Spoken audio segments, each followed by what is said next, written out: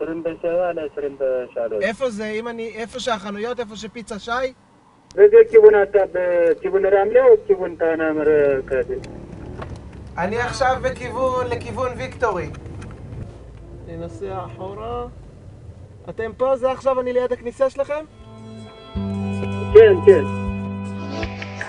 זה בא פתאום בשעה שלא לילה, לא יום, כשאף אחד עוד לא היה ממש מוכן. זה עבר בכל התדרים, בכל הערוצים, מהכביש המהיר לכל בית בעיר. אף אחד לא ידע מה זה ועל מה זה, לא, אף אחד אף פעם עוד לא שמע דבר כזה. דממה דקה,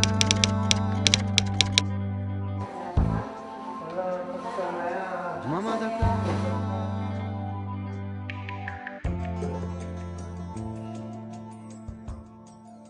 אנחנו לא עובדים בצורה כזאת של עיר, איך אנחנו בונים עכשיו את העיר לוד, או איך מצילים את העיר. אנחנו באים כצורך קיומי למשפחות מסכנות, שצריכות עזרה. ואנחנו באים גם לצורך קיומי לנו, בתור חובה עלינו, אני חושב, וכל מי שיכול לעזור לאחרים, הוא צריך לעזור לאחרים.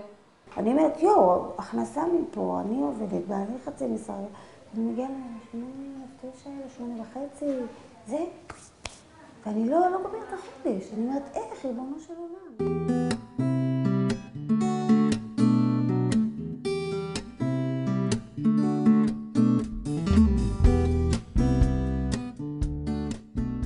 זה מאוד קשה לבוא לבקש עזרה, זה לא קל. תלוי מול מי אתה אומר שאתה מבקש עזרה. ופה במשרדים אתה עומד מול האדם הנכון לבקש עזרה.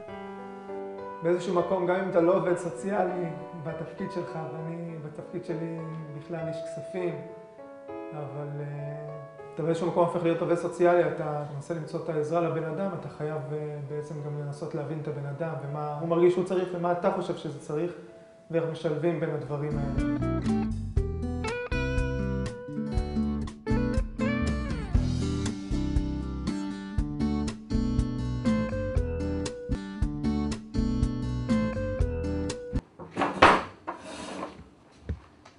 הכל מושקע פה, המפות מושקעות. חד פעמי שווה.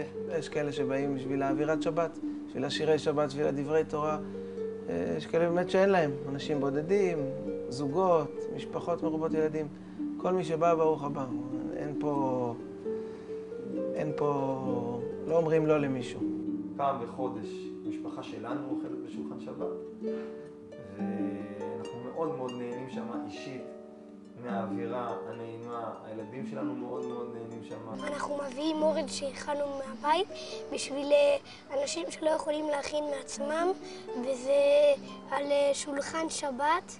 התפקיד שלי זה לחלק אוכל, וסתם גם אני עוזרת לסדר את החנות. אני חושב שזה גם תורם המון, שילדים יודעים, אנחנו שייכים גם לכלל ישראל. אנחנו גם שותפים עם כולם ונהנים עם כולם ויכולים גם לקבל וגם לתרום לאחרים. חלה, עוף, תפוחי אדמה, שתייה ואורז, זה משתנה, תלוי מתי, ולפעמים ירקות, ולפעמים מוסיפים עוד כמה דברים אם יש. זה גורם לי כאילו להגיד תודה שלי יש, והנה יש הרבה אנשים שאין להם ובאים לבקש, שאני לא צריך, אני לא מגיע לזה.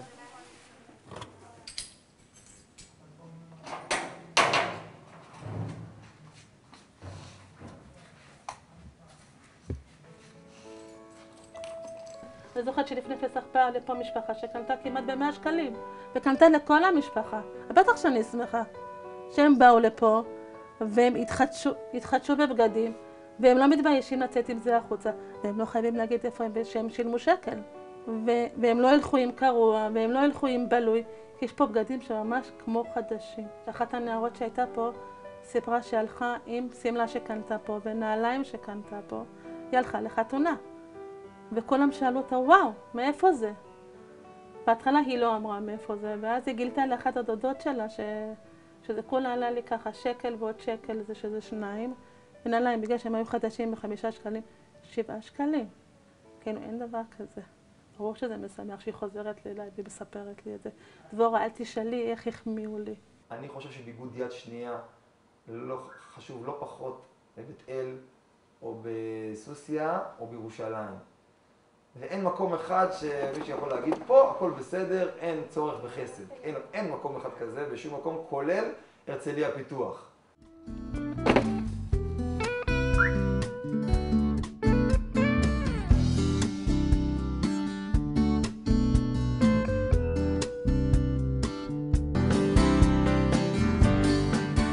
יכול להגיד שבאמת באותו שבוע ששולחים את המייל שיש חלוקה, אני מניח שהרבה יסכימו שזה אחד הדברים היותר מבאסים לראות עוד פעם וזה. לכאורה אין לך כוח, ואחרי שאתה חוזר מזה, אתה חש תחושת סיפוק מאוד מאוד גדולה.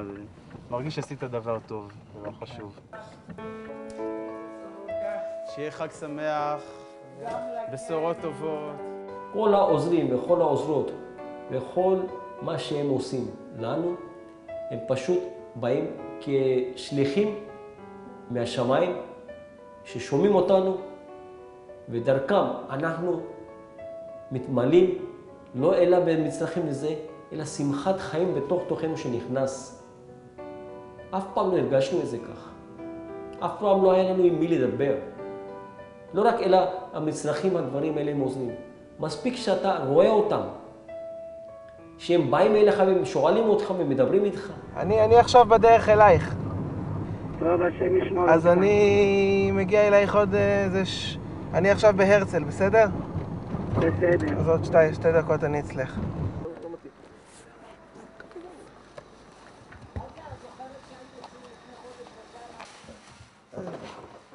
מה את רוצה?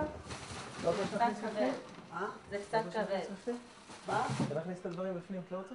בבית. כן, כי זה קצת כבד, אז כדאי לך. לא, זה לא כבד. תכניסי. טוב, מה חוץ מזה? משהו חדש? מה יכול להיות חדש? אף אחד לא מסתכל עליי. אני מתה גוססת. אף אחד לא מסתכל עלייך? אף אחד לא מסתכלת עליי. אף אחד. מי יסתכל עלייך? באתי מבית חולים הביתה פה, קיבלתי גם מכות שהשתחררתי אותו לילה מבית חולים פה. ממך. תלכי לי. למה? את עקבת אותי והייתי בהיריון. תלכי מפה. והבמכות לא נתתי לך. אני לא רוצה שתבואי אליי. מי שמתעסק הרבה בחסד צריך המון גבורה. ויש באמת הרבה דברים קשים שאתה רואה.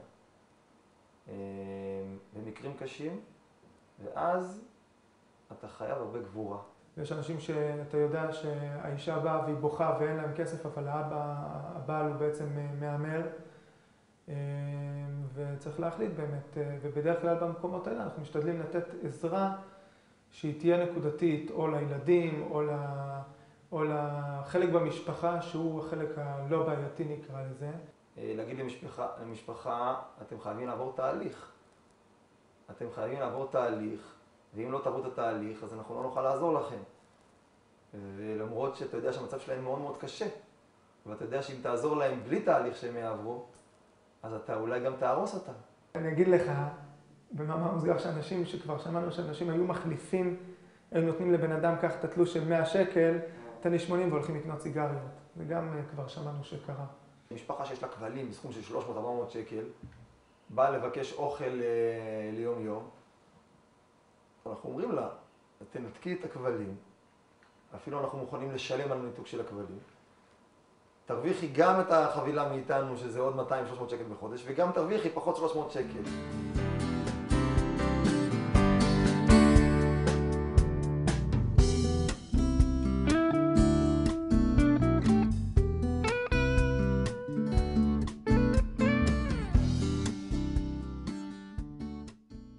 אני באופן אישי מרגישה שיש לי הזדמנות לתת לאנשים שהם במרכאות אולי טיפה המצב שלהם קשה יותר מהמצב שלי, אבל אנחנו תורמות, אנחנו מאוד תורמות. אנחנו מאוד מאוד מעדיפים שהעזרה תהיה הדדית. כשאנחנו נותנים להגיד למישהו 1,000 שקל תלושים לקנות בחנות, אנחנו מעדיפים שגם הוא יבוא ויעשה משהו בשביל הגמח. ככה גם הוא לא ירגיש השפלה, וגם העזרה אליו תהיה יותר נכונה, כי הוא לומד דרך זה לעבוד, והוא לומד דרך זה גם לתת. ורוב האנשים מאושרים מהסידור הזה. אם הם לא היו כאן ולא היו עושים את זה, אני לא יודע כמה אנשים היו מגיעים לדרדרות קשה מאוד. אנחנו לא גמ"ח שרק אוסף כספים. אנחנו גמ"ח שעובד לפי מה שצריך. אנחנו מרגישים עכשיו שצריכים לפתוח עכשיו עוד בית תמחוי, עוד שולחן שבת, או עוד מרכז ביגוד, אז אנחנו מבקשים בשביל זה כסף, ספציפית לזה, וגם אומרים לתורם, בוא תעבוד איתנו בזה, בוא תהיה שותף איתנו גם בזה, וזה באמת אני חושב שזה עובד ככה.